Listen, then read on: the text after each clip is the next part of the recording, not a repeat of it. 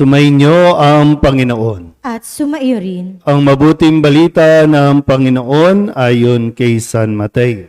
Papuri sa iyo, Panginoon.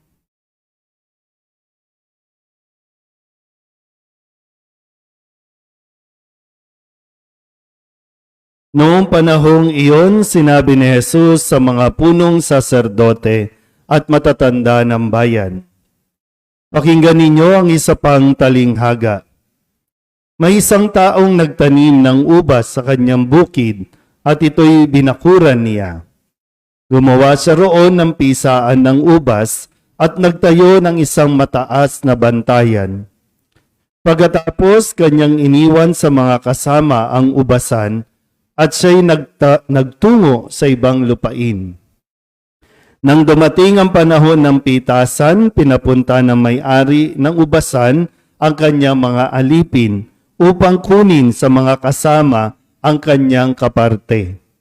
Ngunit sinunggaban ng mga kasama ang mga alipin, binugbog nila ang isa, pinatay ang ikalawa at binato naman ang ikatlo. Pinapunta uli ng may-ari ang mas maraming alipin, ngunit gayon din ang ginawa ng mga kasama sa mga ito. Sa kahuli-hulihay, pinapunta niya ang kanyang anak na lalaki. Igagalang nila ang aking anak, wika niya sa sarili. Ngunit nang makita ng mga kasama ang anak, sila'y nag-usap-usap. Ito ang tagapagmana, hali kayo, patayin natin ang mapasa atin ang kanyang mamanahin. Kaya't siya'y sinunggaban nila, inilabas sa ubasan at pinatay. Pagbalik ng may-ari ng ubasan, ano kaya ang gagawin niya sa mga kasamang iyon?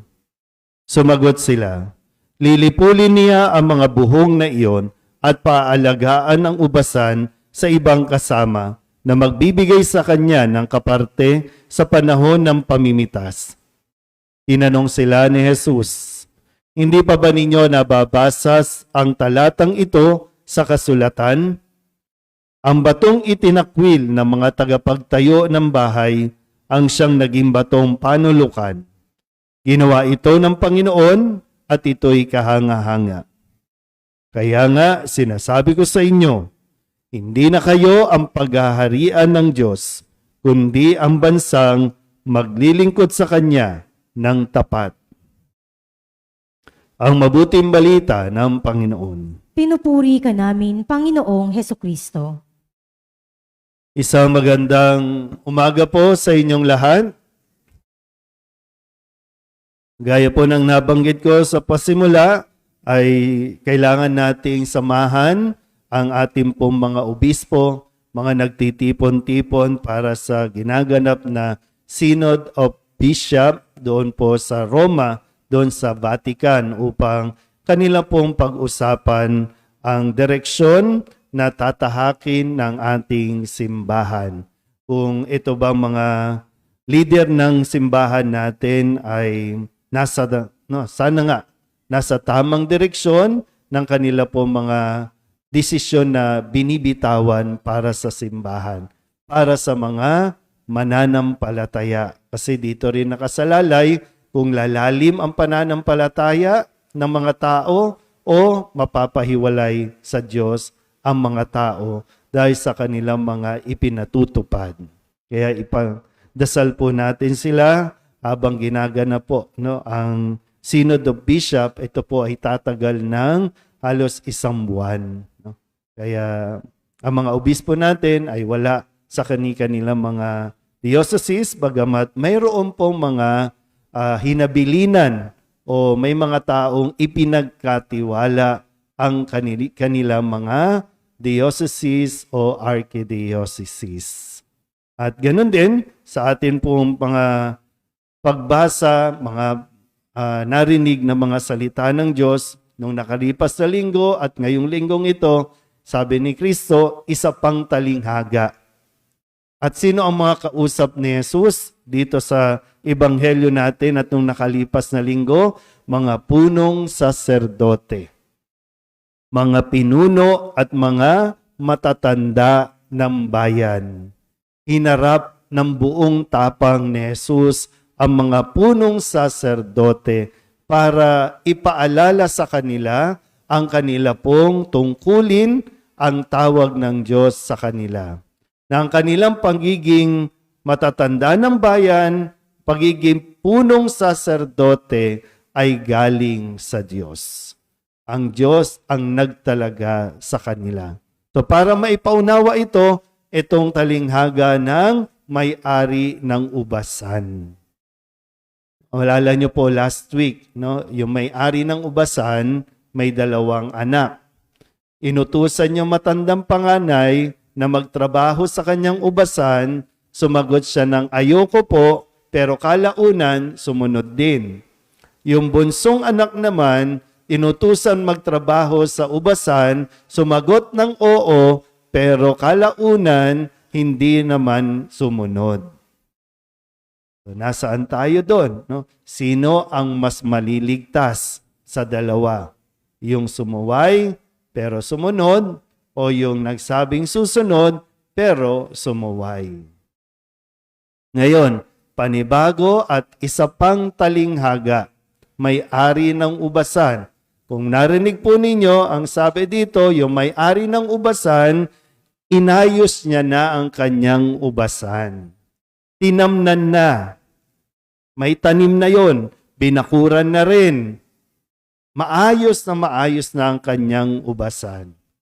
Pero umalis siya at sa kanya, bago siya umalis, ipinagkatiwala niya. Iniwan niya sa kanyang mga kasama ang ubasan. Nakukuha po ba ang kwento? Yan. So, ipinamahala. O, para bang kayo na munang bahala dito, ha? Kayo ba ay nagtiwala na sa tao? Nagtiwala na ba? Kayo ba ay pinagkatiwalaan na ng iba? Sigurado. Sinira ba yung tiwala o ano ba nangyayari? Kasi, di ba, sabi nga, trust, no? Tiwala, big word. At importante yan. At sinasabi natin, kapag nasira ang tiwala, mahirap nang ibalik. Kaya kung may magtitiwala sa iyo, pangalagaan mo, ingatan mong mabuti. Huwag mong sasayangin. Huwag mong aabusuhin ang tiwalang ibinigay sa iyo. Balik tayo dito. Sabi po dito sa kwento, nung panahon na ng pitasan, kasi yung may-ari nandun pa sa ibang lupain, o pwedeng inaayos din yung ibang lupain. Pag sinabi pong ubasan, ito yung bayang Israel. Malinaw po ba? So, gumamit lang ng talinghaga para mas maintindihan yung kwento ng relasyon ng Diyos at ng tao at relasyon ng tao sa Diyos. So, mayroon po mga piniling mamahala. Okay? May piniling mamahala. Pero hindi sa kanila ang kanilang pamamahalaan. Ipinamahala lang. Mayroong totoo, mayroong tunay na may-ari na nagmagandang loob na ipagkatiwala ang ubasan. Nakukuha po ba? Okay pa tayo? Okay. So, panahon na ng pitasan. Nag-utos na lang yung may-ari, pumunta kayo doon sa aking ubasan at kunin nyo yung parte ko. Malinaw ba yung bahaging yon? Hindi naman niya sinabi sa mga alipin o inutusan niya, bawiin nyo na yung aking ubasan. Ang sinabi lang, kunin nyo yung parte ko. Okay. Nung pumunta na yung mga alipin na inutusan, ang sabi dito, pinatay yung isa, binugbog yung isa, binato yung isa, at yung kahuli-hulihan, pinatay yung tagapagmana. Ano ngayon? Kung ikaw yung may-ari ng ubasan, ano ngayon ang gagawin mo doon sa mga pinagkatiwalaan mong mamahala sa iyong ubasan?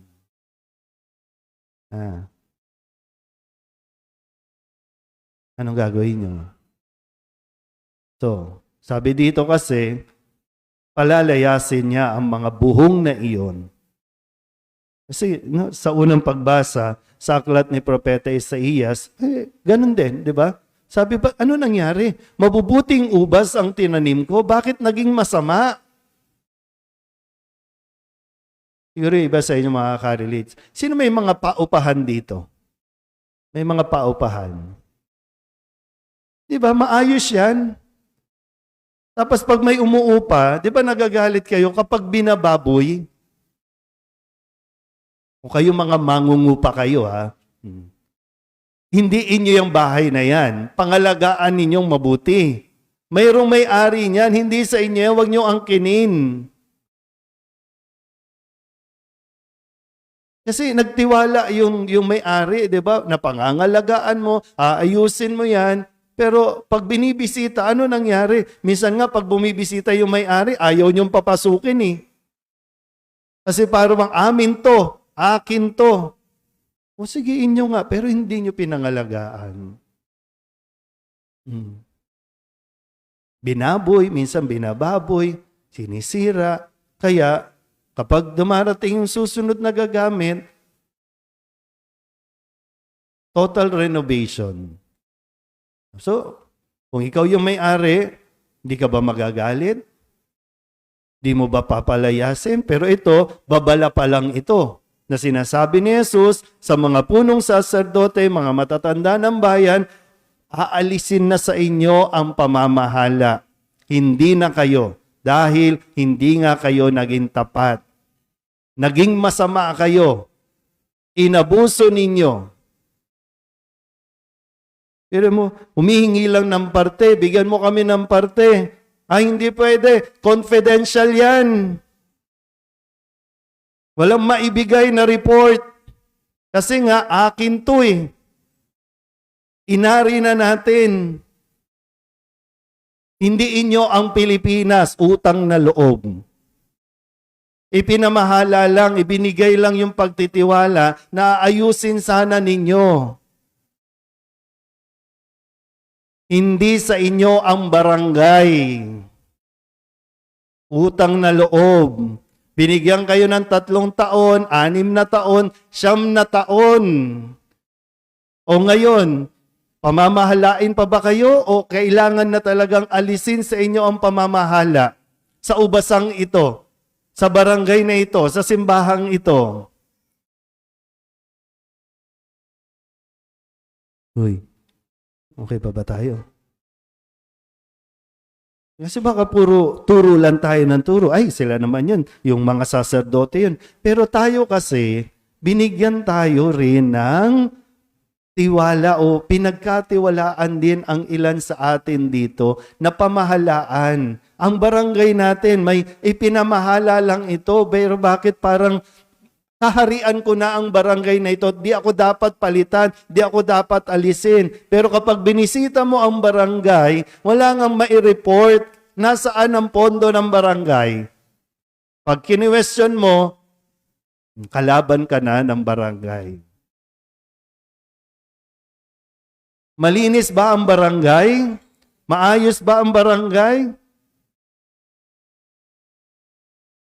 Mag-isip mabuti ha. Buti na lang sa atin, medyo mababait ang mga barangay chairman, chairwoman. No? Okay ba? Nakabawi? Di ba? Yung posisyon, ipinagkatiwala yan sa iyo ng Diyos. Inihiling lang yung magandang bunga, hinahanapan ng magandang bunga. May mga chairman, chairwoman, pero bakit madaming drugs? Ano nangyari? Hindi atin ang mundong ito. Maganda na yung mundo kahit wala pa tayo sa mundong ito. Baka nga mas maganda yung mundo na wala tayo. Kasi paraiso to noon. Pero nung dumating ang tao, sinira ang mundo. Sinira ang dagat, di na kontento sa bundok, pati ilalim ng dagat sinisira.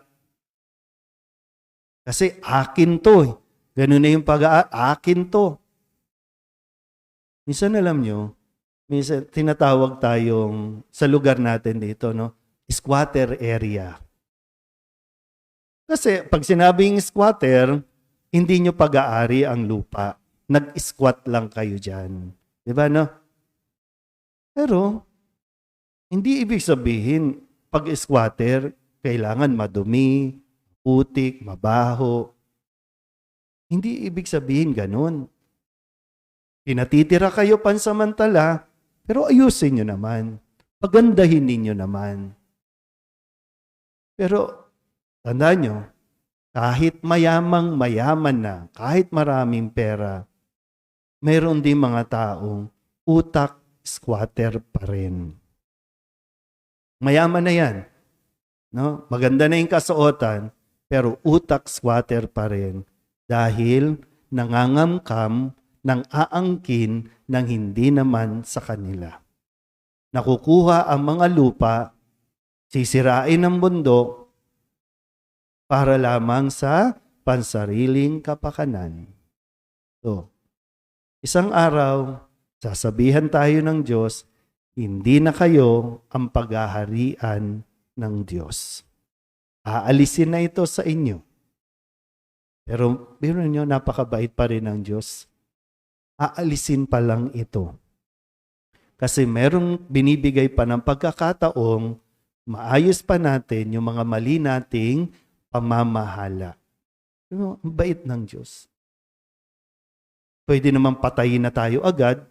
Pwede namang, di ba, sa isang iglap lang, mawala ka sa mundong ito. Pero ang aalisin lang, yung pamamahala.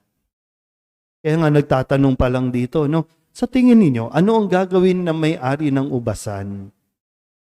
So, hindi pa fine, hindi pa nagdesisyon ng Diyos na, sunugin agad yan. Hindi eh. Kukunin lang yung ipinagkatiwala pero mabubuhay ka pa para mapagsisihan at ituwid yung mga maling pamamahala natin. Amen?